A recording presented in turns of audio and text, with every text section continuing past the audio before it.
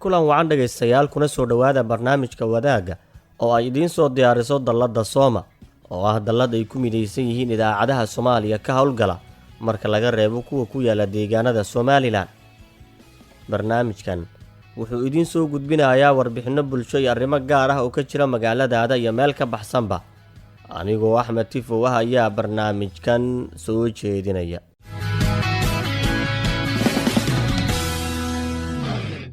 maantana waxaan ku eegi doonaa aragti ku saabsan sifooyinka ay ku dooran lahaayeen shacabka madaxweynaha soo socda iyo waxqabadka ay ka rajeynayaan inuu la yimaado beeraleyda baar dheere oo dib u tabcashada beeraha bilaabay kadib abaartii ku dhufatay gobolka Gado iyo warbixin aan idinkaga hayno saamaynta qalabka carruurtu ay ku ciyaaraan maalmaha ciidda sida bastooladaha ay ku leedahay caafimaadkooda.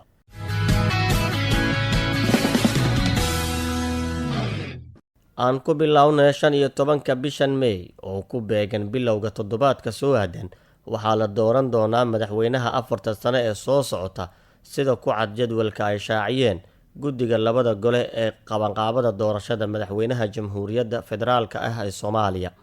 shacabka ku nool magaalooyin ka mid ah dalka oo la hadlay wariyaasheena ayaa sheegaya in madaxweynaha laga doonayo wax ka qabashada arrimo ay ka mid yihiin musuqmaasuqa, cadaaladda, amniga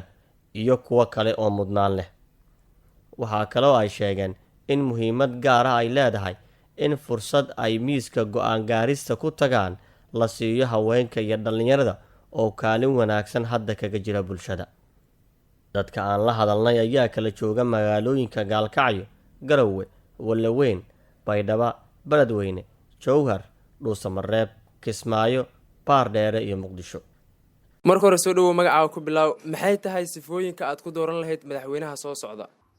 magacaygu waa Caasho Warsame waxaan ku dooran lahaa madaxweynaha soo socda waxaan jeclaan lahaa inuu yahay madaxweyne daacad ah oo dalka horumar gaarsiiya amniga ka shaqeeya waxa weeye madaxweyne dalka ka sii wada meesha uu hadda marayo oo waxa weeye horumar leh daacad ah ayaan ku dooran lahaa cadaalad ku shaqeeya. waxyaaba ugu horeeya aan rabno in wax ka qabto waxaa ka mid ah horta dadka Soomaaliyeed colaado iyo kala shaki iyo waxba dhex galay marka ugu horeyn inuu dib u heshiisiin qabto ka bacdi uu ka shaqeeyo amniga iyo sidii xasilooni loo heli lahaa magaas ka bacdina uu maxay tahay sii galo yani sidii maxay tahay uu horumar u gaarsiin lahaa dadka doorasho qof iyo codana tooga dambe loo gaari lahaa. horta koow waa inuu nin yahay caadil ah midda labaad waa inuu yahay nin isku wadi kara dadka iyo dalka isku wadi kara waa nin qabyaaladana ka fog oo qabyaaladana aan xilin qofna oo midda saddexaad waxaan ka rabnaa inuu yahay nin amniga soo kara dalka amniga ayaaba iska saacidka noo saaro waa amniga. sifooyinka ku dooranaya waxaa ka mid ah inuu yahay qof markaasi cilmi baahsan u leh shaqada uu qabanayo kana warhayo bulshada qaybaheeda kala duwan ee markaasi uu xukumo. sidoo kaleeto madaxweynuhu inuu ahaada madaxweyne aan dhinac u janjeerin misna aan qabiil soo dhisanin uu ahaada madaxweyne dhexdhexaad ah markaasi bulshadiisana wax u qabto. waa taamaasanta waxyaabaha ugu horeeya ee aad doonayso inuu wax ka qabto maxay? caafimaadkan dhihi lahay, waxbarashadan dhihi lahay, jidadkan dhihi lahay, wadooyinkan dhihi lahay, iskuuladan dhihi lahay, meelanto ceelasha xataa ku jiraan. kow isqabqabsiga batay oo yani dadka ay mas'uuliyiinta ugu sareysa wadanka inuu ku wax ka qabto maxkamadda dastuuriga ah ciidamada maalin waliba oo dadka shacabka laayna waliba mudbayaajlayaasha. waxyaabo badan qasan Soomaaliya markii la dhaho ugu horeyn waxaan jeclaan lahaa in uu runtii cadaaladda wax uu ka qabto horta. Soomaaliya cadaalad la'aan hayso madaxweyne marka waxay u baahan tahay cadaaladdaas u istaago oo dadka cadaalad kala helaan wax qof u xuquuqdoodii u kala celiyo. midda labaad in loo sameeyo dadweynaha shaqo abuur. waxaa ka mid ah amniga dhaqaalaha horumarka bulshada soo dhaweynta bulshada kala irdhowday nabad ku soo dabaalida qulubta dadka macna bini aadamku hadda waqtiga waxa jiro nabad ha lagu soo dabaala la leeyahay dad la isu keenaya laakiin qulubta ka jiran yihiin nabad ku soo dabaalida qulubta dadka kala irdhoobay Soomaaliyeed. madaxweynaha horta waxyaaba ugu horeeya oo doonaya inuu wax ka qabto horta madaxweynaha waa in uu xildhibaanada golaha shacabka xukuumadda ay ka madax bannaanaadaan oo soo dhiso golo wasiiro oo ka madax bannaan xildhibaanada saas la-adligeed haddana madaxweynaha waxaa looga fadhiyaa in uu dhiso maxkamad awood u leh dastuurka marka saas ayaan ku dooran lahaynay madaxweynaha in uu power isticmaalo oo ciidamada dowladda federaalka Soomaaliya uu ka bixiyo siyaasadda iyo kumilamka hay'adaha dowladda door nooc ayaa jeclaan lahayd inuu siiyo haweenka iyo dhalinyarada muhiim oo lafdhabar ay u yihiin Soomaali markii la dhaho shaqo hadda ayaga shaqeeyo ayaga soo koriyay dhalinyarada ayaga koriya ayaga soo saaray jiilka dhan maxaa yeelay inta burburka uu jiro dhan haweenka ayaa soo waday guryaha ilaa haddana ayagaa wada marka in fiiro gaar loo yeesho oo door muhiima la siiyo iyadana il gaara lagu fiiriyo ayaan jeclaan lahaa haweenka Soomaaliyeed waa haween lafdhabar noo meel walba lafdhabarka markii kuwa hoos laga soo bilaabo qoys ahaan laga soo bilaabo ilaa kuwa xildhibaanada noo noqday waxaan rabnaa inay haweenkan qayliha soo dabanaqaa wadankii xaq iyo xaquuq ku leeyihiin bal ayagana qoodooyinkooda ee mar walba ay ka qaylaan in miiska loo saaray inta kale soo hartana wallahi waa naga badan tahay anisaas aaminsana haweenka iyo dhalinyarada inkastoo waqti xaadirkan la joogo ay aad aysan ugu soo muuqanin waxaan jeclaan lahayn in uu kaalin weyn uu siiyo dhalinyarada iyo haweenka sidii ay u soo muuqan lahaayeen siiba haweenka wax bartay hadda 30% la yiri 30kiina sidii la rabo ugu soo muuqdaan waxaan jeclaan lahaa mise aan dhihi lahaa in dumarka 30kii loo qoondeeyay inay ka soo muuqdaan door muhiim ah haweenku waa qayb weyn oo bulshada lafdhabarta ah waana qayb ta ugu muhiimsan nolosha marka haweenka in door fiican la siiyo waliba haddii in madaxweynaha uu sabab waxaan jeclaan lahaa in haweeney ra'iisul uu magacaabo waayo haweenku wax badan ay kaga duwan yihiin aad u mahadsan tahay waa su'aal muhiim ah dhalinyarada iyo haweenka waa lafdhabarta bulsho kasta gaar ahaan ummadda Soomaaliyeed dhalinyarada iyo haweenka waxay u yihiin lafdhabar ay u yihiin marka waxaan jeclaan lahaa inay door muhiim oo firfircoon ay ka qaataan lagana qayb galiyo maamulada iyo dhammaan wax kasta oo dawladda ku saabsan in laga qayb galiyo haweenka tan kale haweenka nugul wax loo qabto dhalinyaradana loo sameeyo shaqo abuur iyo wacyigelin badan loo sameeyo si ay uga qayb noqdaan dib u dhiska dalka iyo dadka wallaahi dhalinyarada waxaan dhihi lahaa dhalinyarada in meeshaas ka fadhiyaan maahan in wax la siiyana maaha waa inay wax raadsadanayo oo micnaha dawladda dhex galaan oo dad firfircoon noqdaan oo isku xiran dad ayaga wax isku xirnay wax lama dhihi kara waxa ay soo doon marka dhalinyarada waxa la rabaa ayaga kala rabaa inay isxanjafiyaan dhanka haweenka maadaama 30% oo uu ku laajin dawladda cariiri laga geliyay waa in wax waaye dhanka wasaaradaha iyo agaasimayaasha iyo dhinacaas oo dhan wax looga siiyo waaye marka intaas aan isleeyahay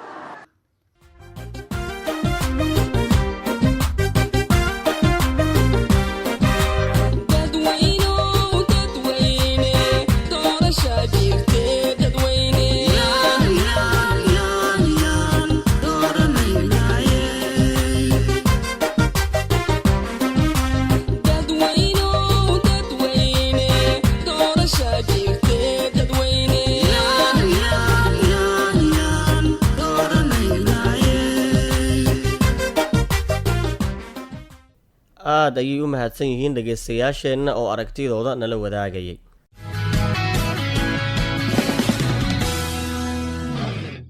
beeralayda magaalada Baardheere ee gobolka Gado iyo tuulooyinka hoos yimaada ayaa bilaabay tabcashada dalagyo kala duwan kadib markii uu roob u ka daay bishii la soo dhaafay kaas oo sabab u noqday in webiga Jubba uu helo biyo ku filan dadkan oo kumanaan ah ayaa abuurka ka soo iibsaday magaalooyin ay ka mid tahay Muqdisho waxaase ay rajo wanaagsan hadda ka muujinayaan in muddo ku dhow sanad kadib ay goosan doonaan miraha ay beerteen Axmed Cumar Saalixi oo Baardheere ku sugan ayaa soo jeedinaya warbixin ku aadan beeralayda waraabka ee degmada Baardheere iyo 59 tuulo oo hoos taga degmada ayaa koodii bishan bilaabay inay dib u tabcadaan dalagyo kala gedisan iyagoo ka soo kabanaya qasaarihii xoogana ee ka soo gaaray abaarihii ku dhuftay bishii November sanadkii 2021 xilligaas oo in ka badan ilaa 9,000 oo hektar oo ay ku beernaayeen dalagyo kala gedisan ay ku baaba'een abaaraha abuurka ay beeralaydu soo iibsadeen ayaa isugu jira galley digir masago iyo qudaar iyadoo intooda badanna beeralaydu ay lacagaha ay geliyeen abuurku beeraha ay deen ahaan ku soo qaateen iyaga oo filaya in ay dib isaga bixin doonaan marka dalagyada si wanaagsan ay ugu soo go'aan. axmed shariif waxa uu ka mid yahay beeralayda tuulada buulacadey oo baarir u jirta ilaa 6 kilomitir dibna ugu bilaabay tacabka beeraha kadib markii abuurka uu soo gaaray 2 toddobaad ka hor iyadoo ay kaga baxday lacag dhan ilaa 15 milyan oo shilinka Soomaaliga ah. wuxuu sheegay in tan iyo markii ay dhacday abaartaasi isaga iyo qoyskiisa oo ka kooban ilaa 9 ruux ay wajahayeen xaalado adag oo dhanka nolosha ah oo xitaa uu ka go'ay biilkii iyo raashinkii ay cunayeen taasi oo ugu wacan tahay markii beertiisa oo ah isha keliya ee dhaqaale ahaan uu ka heli jiray ay abaartu baabi'isay. aad iyo aad hadda waxaan ugu diyaar garoobay si fiican abuur baan iyo abwaan abuurtay waxbaan tallaashay qudaartii baan tallaashay beeri maxaa la dhahayay sisin iyo galley iyo digir iyo waxbaan beertay hadda qaar way ii soo baxeen dalagii qaar haddaan u diyaar garoobay oo aan dhulkiisa diyaarsanaya alxamdulilah aad baa hadda dalag waxaan rajaynayaa wax fiican inaan soo saaro hadda haddii alla idmo. roobabka da-ay waxaan isleenahay si fiican buu roobabkiiyo noogu da-een maasha allah mar dhow 3 sano miya amase 4 sano roobab saan oo kale noogu da-a maanan arkin. dib u beerashada ayaa ka dambeysay kadib markii 3500 oo qoys oo ka mid ah beeralayda deegaanka ay ka soo iibsadeen abuurka beeraha iyo qalabka beeraha ay ku fashaan magaalooyin ay ka mid yihiin Muqdisho taasoo kor u qaaday rajadii ay qabeen beeralayda deegaanka oo muddo ka badan ilaa 6 bilood aanan goosan wax dalag ah sida uu Soomo u sheegay Maxamed Cabdiraxiin Matow oo ka mid ah guddiga iskaashatada beeralayda ee degmada Baardheere. waxa uu tilmaamay in dib u beerashada beeraha ay tahay tii ugu horeysay tan iyo markii ay abaaruhu dhaceen wuxuuna intaasi ku daray in beeralaydu ay ka faa'iideysanayaan roobabka da iyo webiga Jubba oo biyo badan keenay. sanadkii haddaan soo dhaafnay kiisaba xooga beerihii waa naaquseen biilaan iyo abaartii baasineed ayaa gashay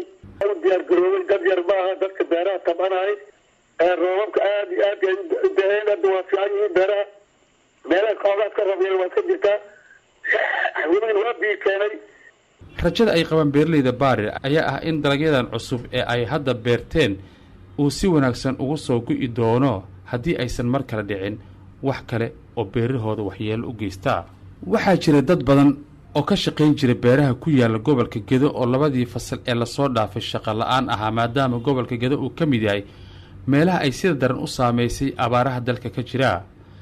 Cabdulaahi Maxamuud oo 43 sano jir ah waxa uu ka mid yahay dadka ka shaqeeya beeraha oo shaqo la'aanta ay qabatay muddada ku dhow sanadka oo aysan beeralaydu Baardheere in waaxigeedu aysan goosan wax dalag ah. waxa uu la soo kulmay muddadaas dhibaatooyin dhaqaale oo saameeyay noloshiisa. howlihii uu qaban jiray Cabdulaahi Dirbaba waxa uu ka bilaabay Baardheere isaga oo beero badan oo uu shaqada ugu horeysay cararoga tacabka beeraha laakiin waxa uu rajo wanaagsan ka muujiyay beeralayda sanadkan ay helayaan wixii ay beerteen maadaama ay heleen roob ku filan. waxa waaye waa kala ararnay hadee ninkii matoorka lahayd hadduu beerta ka araray oo biyana u waayey shidaal u waayey shidaal haddii la raadsadana biyaba loo waayey annagana duurka kanagaan iska aadnay alxamdulilah ilaahay aa mahadle waxaan duurkanaga iska xaganaba adigu haddana roob baa imaaday webigana biyuu noo keenay annagana kolka horeba xoogganaga waxaan kula imaadnaan lehenne aan xoogganaga kula imaadno oon tabcanno sidaasaan annaka diyaar lanahay maalinkii ninkii ragga u tacab badan oo u fal badan beeroley markaa nahay markii dhulka uu aslaax ku hayo kolka hore dhulkaada aada nadiifsata 2 tac camalaa la falayaa qiimihiisu waxaa waaye markii adigoo hadba heshiis waaye mar adiga 50 kuna lagula heshiinaa mar 100 kuna lagula heshiinaa meesha aada ugu lacagta badan ilaa 200 oo camala lagula heshiinaa. Axmed Cumar Saalixi barnaamijka wadaaga Sooma Baardheere. weli waxaad dhegaysanaysaan barnaamijka wadaagga Sooma oo Muqdisho idinkaga imaanaya.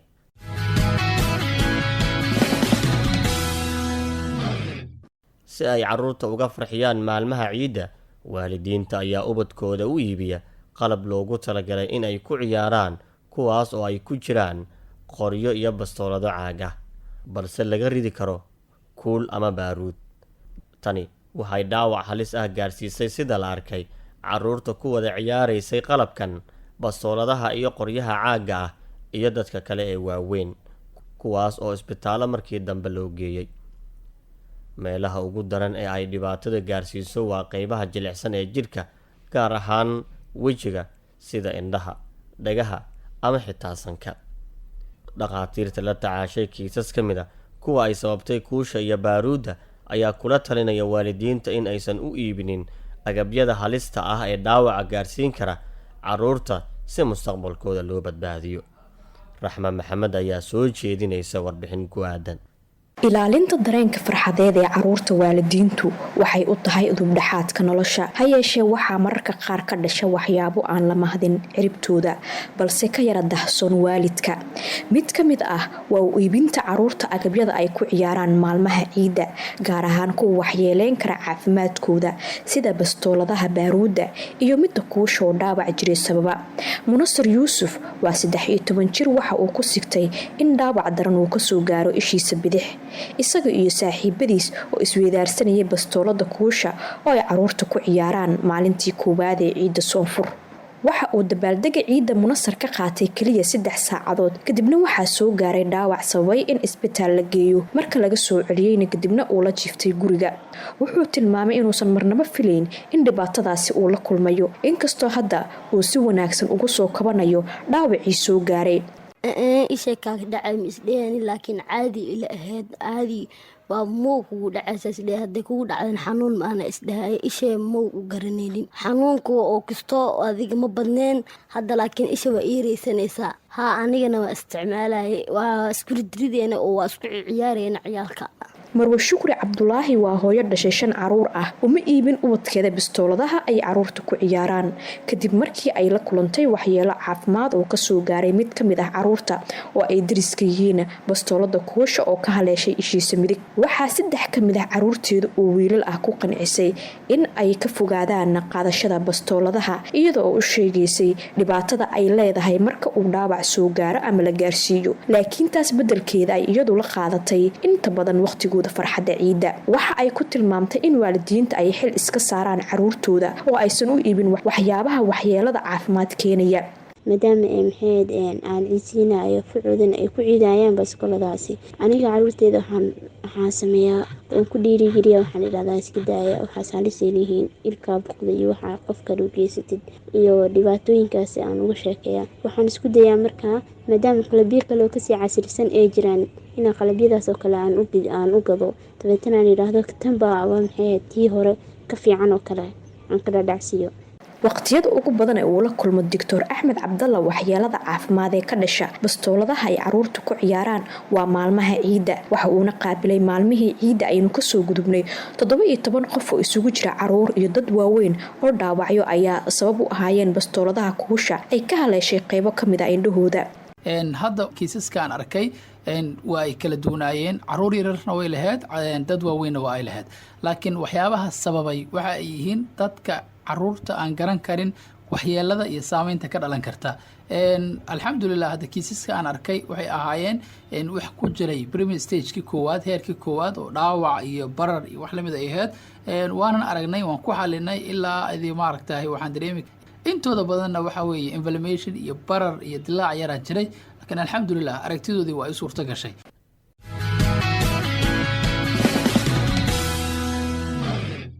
intaas ayaan maantana kusoo gabagabeynayaa barnaamijka wadaagga Sooma. waxaanse dhagaystayaal idinkaga tegayaa su-aasha ah, maxay tahay in waxqabadkiisa ugu horeeya uu ka dhigo madaxweynaha la dooran doono ee dalka? nala wadaag aragtidaada adigoo la soo xiriiraya taleefannada idaacadan. mahadsanidin.